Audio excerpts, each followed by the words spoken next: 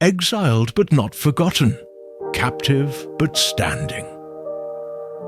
Daniel, Shadrach, Meshach, Abednego, 4 young men thrown into the most powerful empire of their time. King Nebuchadnezzar wanted to reshape them in his image, feed them from his table, teach them his ways. But they chose a different path. Daniel, newly arrived, refuses to defile himself with the king's food.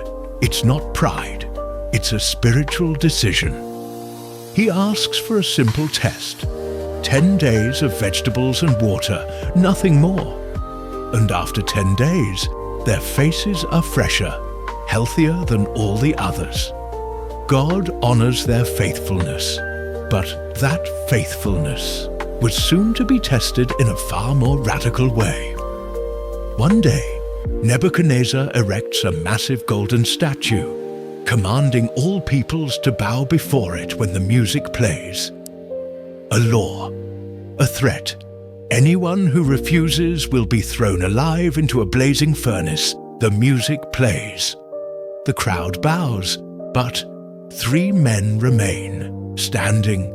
Shadrach, Meshach, Abednego. They don't bend, they don't bow. They are reported, furious.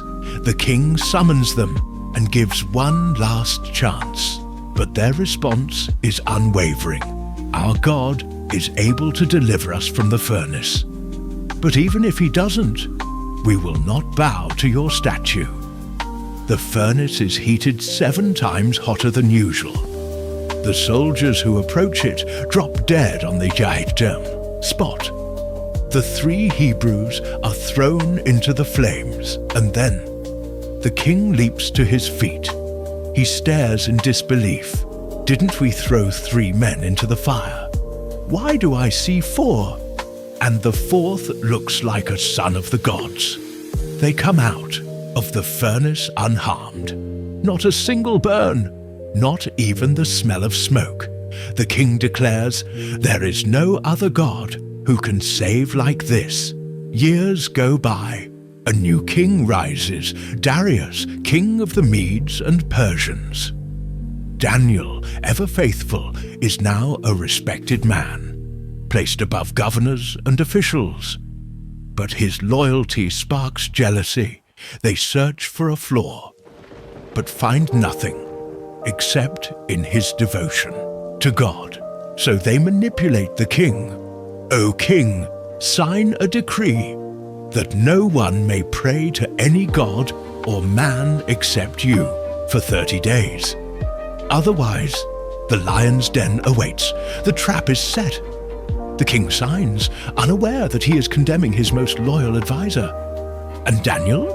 He goes home, opens his windows, faces Jerusalem, and prays 3 times a day. Just as he always has, he is arrested, brought before the king. Darius is heartbroken. He tries to save him, but the law is irreversible. The sentence is pronounced. Daniel is thrown into the lion's den. The king spends the night without sleep.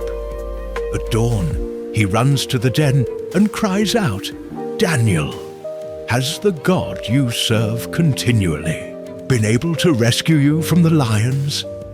A silence. Then a voice rises. "My God sent his angel. He shut the mouths of the lions. I am unharmed." Daniel is lifted out, not a scratch.